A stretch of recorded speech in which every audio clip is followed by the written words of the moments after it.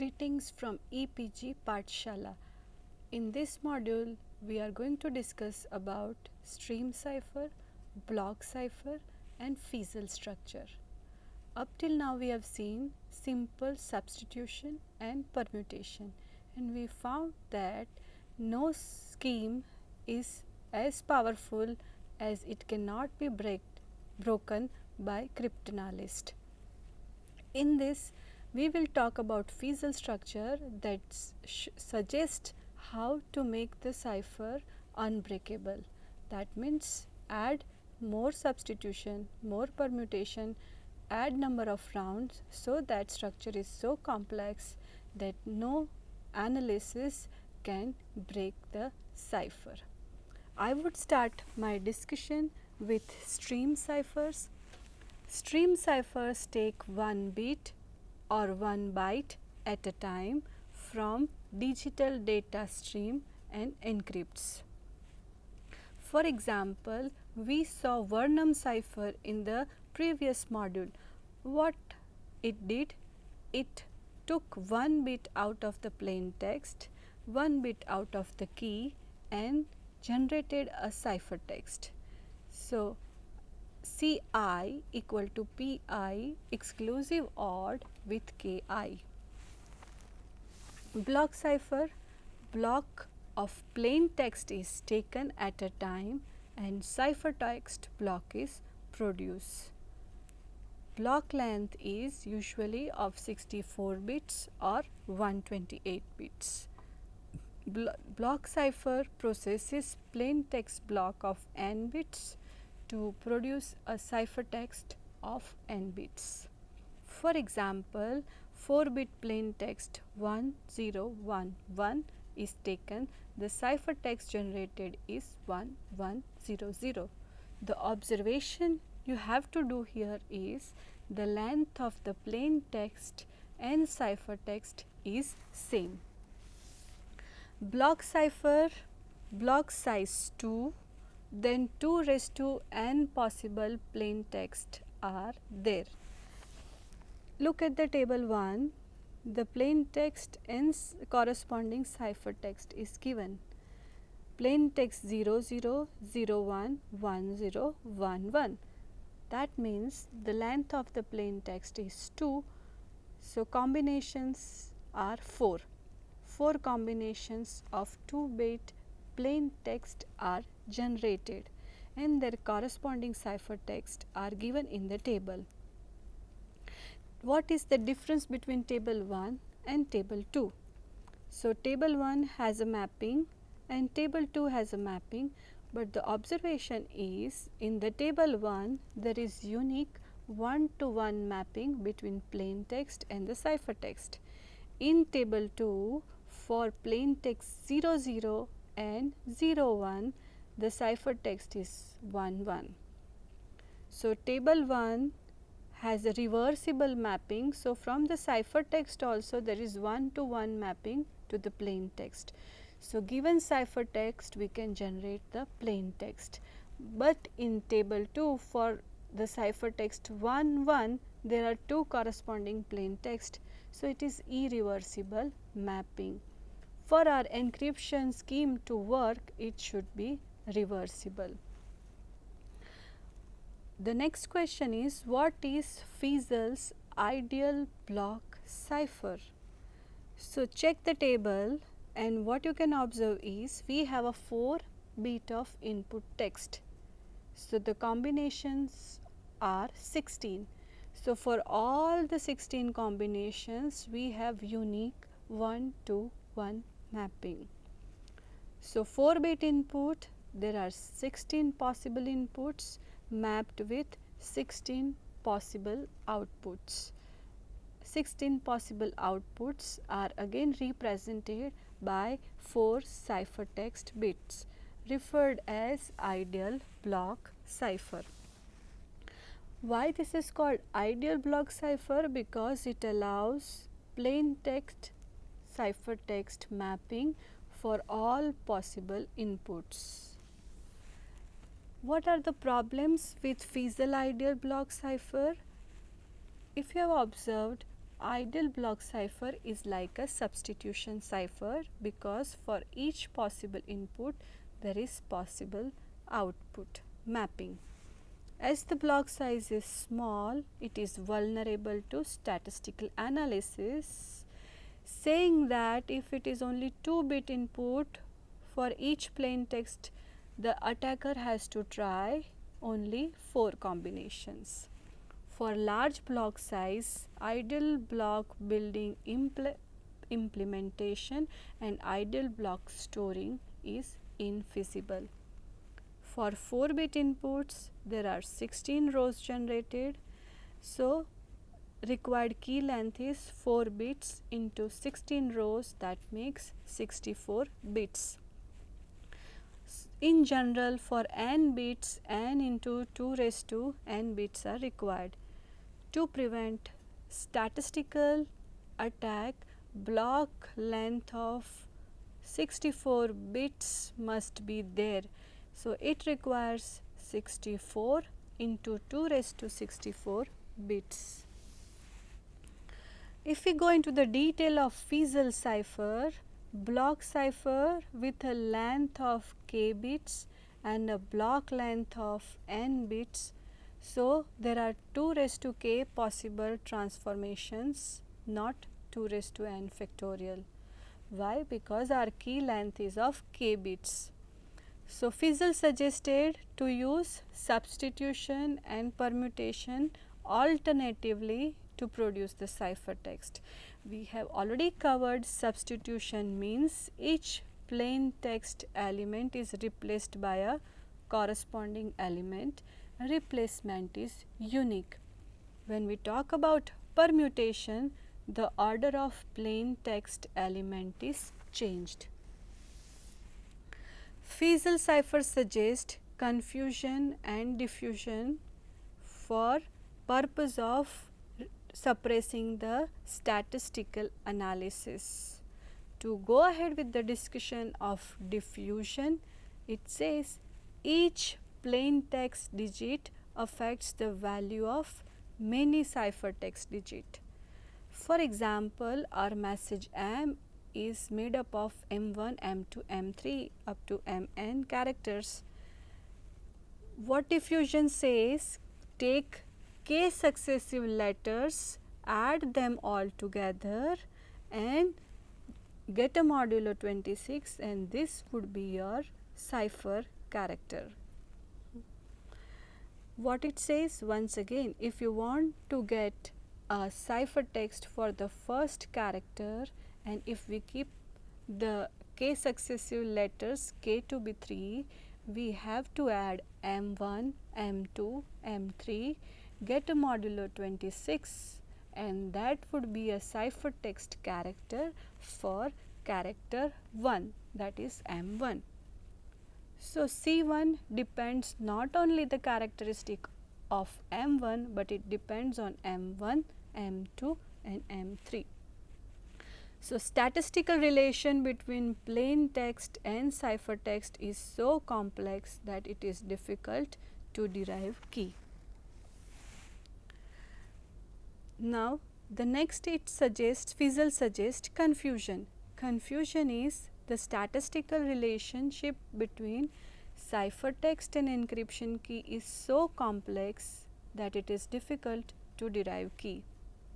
Confusion is achieved with the use of a complex substitution cipher. So, diffusion and confusion, both terms are clear. So, let us look at the slide to check the Feistel cipher structure. What is the observation from the structure?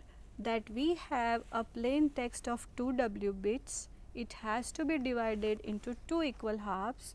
So, each half would be made up of W bits. We will call it L0 and R0. The structure says round 1, you apply function with the key and the right half of the input, right half of the plain text as input and generate an output. exclusive OR with the left half of the input and get the output that would be the right half of the first round. Right half of the 0th round should be copied to the left half, and that would generate the left half for the next round. If you are still not clear, check on the slide how the Feistel cipher works. Input is plain text block of length of 2 W bits. The key is K. The procedure says, as I explained, divide your plain text blocks into 2 equal halves, that is called LE0 and RE0.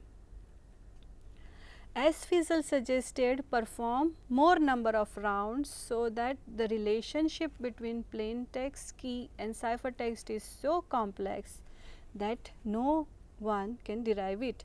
So we need to perform n rounds and combine to produce the ciphertext block. Each round I has inputs L, E I minus 1 and R E I minus 1. Suffix I minus 1 suggests that the left half is taken from the previous round. RE I minus 1 suffix I minus 1 suggests that the right half is also taken from the previous round. When you are talking about ith round, RE and LE would be taken from the previous round, but key would be taken of the current round, that is ith round. Apply a round function f to the right half, that is called RE I minus 1, take output an exclusive OR with the left half and substitute it with the right half, that is called REI suffix I. LEI will be substituted by RE I minus 1 suffix I minus 1 suggests previous round. So clear, left half of the new round is nothing but a direct substitution of the right half of the previous round. Mathematically we can write as LEI equal to REI minus 1 and REI, that is right half for the current round, equal to LEI minus 1 exclusive OR with a function REI minus 1 and KI. Output of the nth round LEN appended to the REN, that is the output of the nth round would be appended together, and then to get the final ciphertext we need to perform permutation. Yani for the final ciphertext, the right half of the nth round would go in the left half and left half of the nth round would go to the right side. So it says REN appended to LEN. That gives you the ciphertext after nth round. So you have observed that the structure is so complex. Let's evaluate the strength of the Feistel network. Strength of the Feistel network depends on few parameters. The first is the block size. Larger the block size, more the security, but operation takes longer time. Time increases. Key size. Larger the key size, more the security. Once again, time taken would be more. Number of rounds, more security. Sub-key generation algorithm, complex the algorithm, difficult for cryptanalysis to generate the key. Round function f, it is a complex function. As the complex function is used, greater the resistance to cryptanalysis. Idea is, if you are working on the Feistel cipher, you need to work around all these parameters so that you can build a cipher with greater strength. If you observe the decryption It is exactly the reverse process of encryption. In the decryption, the input would be the ciphertext. Once again, they would be divided into two equal halves. In the slide, we have shown 16 rounds. So after 16 rounds, we have generated RE16 and LE16, that is our ciphertext. So in the decryption, the first would be RE16 as a LD0. LD0 suggests the left half for the first round of decryption. RD0 is nothing but a right half for the first round of decryption. RD0 would be LE16, यानी left half of the 16th round of encryption. Now exactly we have to do the reverse process. What is observed from the figure is right half where the function is applied, it is exclusive OR with the left half to generate the next round of right half of the decryption, which is nothing but the left half of the 15th round of encryption. The same way we have to copy the left half as it is to produce the right half. So observed, it is very complex but exactly the reverse process of the encryption. At the end of the decryption after 16 rounds, what will be generated? It would be RD16 and LD16, that is nothing but LE0 and RE0 appended together to get our plain text back. Feistel cipher structure decryption. For decryption, input is the ciphertext block of length 2W bits, key, subkey Ki in reverse order. So if we have applied K1, K2, K3, K16 in encryption, in decryption K16, K15, K14 to K1. Assuming that 16 rounds are performed, the general structure is LDI equal to RDI minus 1. We are talking about decryption. And RDI equal to LDI minus 1 exclusive OR with the output of the function applied on the RDI minus 1 and Ki. It's clear, I minus 1 yani taken from the previous round, I yani taken from the current round. Feistel cipher structure has 16 rounds, very obvious. Ith round encryption is denoted by LEI appended with REI, and 16 minus ith decryption round is denoted as LD16 minus I appended with RD16 minus I, which is equivalent to REI appended to LEI. Then comes two types of cryptanalysis. First is a differential and second is linear cryptanalysis. Differential, as its name suggests, we are taking the difference of whom? The two messages. For example, you are given two message MI and MI dash. If we want to find out in how many characters do they differ, simply do exclusive OR. That would give you delta M. So delta M with a suffix I is nothing but exclusive OR of MI with MI dash. Now if we want to find out delta MI plus 1, what are we going to do? MI plus 1 exclusive OR with M dash I plus 1. MI and MI dash, MI plus 1 and MI plus 1 dash, they are nothing but differing in some bits with each other. So what an attacker has done, attacker has tried to produce a plain text similar to the which was transmitted, but not exact plain text, just he has tried to produce the similar plain text. So mi plus 1 is nothing but mi minus 1 exclusive OR with output of the function mi and ki. As our formula suggests, exclusive OR with m dash I minus 1 exclusive OR with the function of mi dash and ki. So if we do exclusive OR of mi minus 1 and mi dash, it gives the same value mi minus 1, which is exclusive OR with function output of mi and ki, exclusive OR with function output of mi dash and ki.